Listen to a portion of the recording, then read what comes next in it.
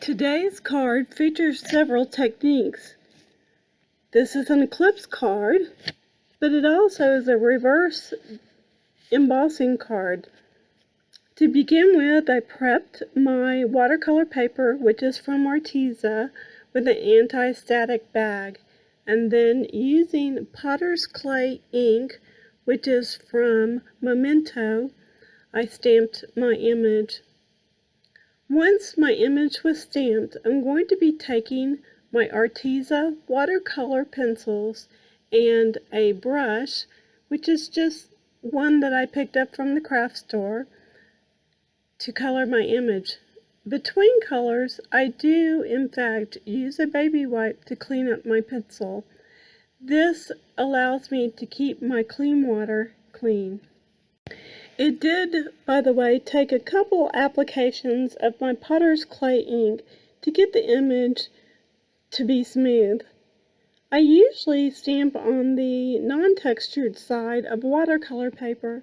However, today I forgot to do that, so I'm just going to make it work. When you're using watercolor pencils and a brush, you're going to want to take the brush to the watercolor pencil and allow the water to soften up the watercolors. Then you're going to paint it onto your watercolor paper just like you had picked it up from a palette. This isn't a difficult process, however, you do want to make absolutely sure to clean that brush off in between colors to keep everything from getting muddy. I did start with a light pink, and then I went into a red and blended those two together with my water brush. Other colors followed suit, with green and yellow topping those off. I did go back a little bit later on and darken these images up just a little bit more. I'm going to play some music for you while I finish coloring this image.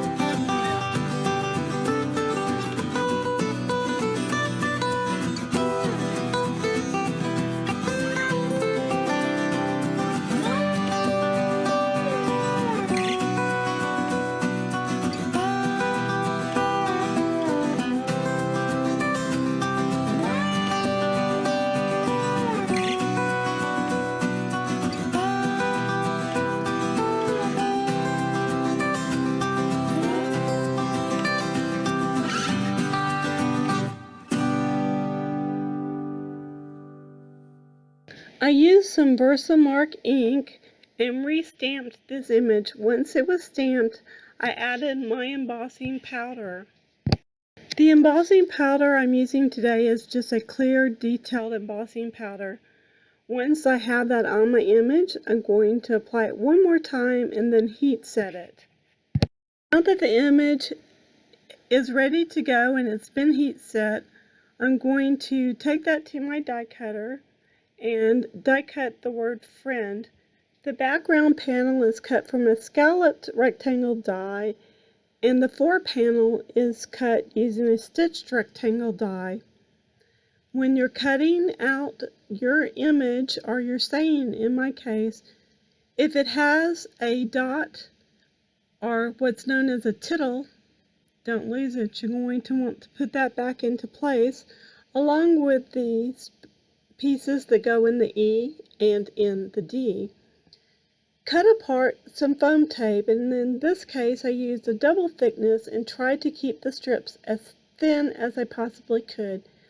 If they get too thick, you're going to just want to use a pair of scissors with a much smaller blade than what I'm using here to be able to put those behind the letters. You're going to want to put a piece of foam tape on the largest part of each letter that you can. If, when you put this back into place onto your card front and you see anything showing, you're just simply going to want to take a pair of reverse tweezers or even your scissors and push that back down to where it belongs. This does take a little bit of fiddling, however, the finished project makes it well worth your time.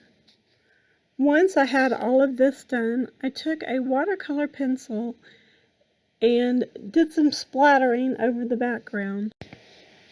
I'm going to play some music for you, and I will meet up with you again at the end.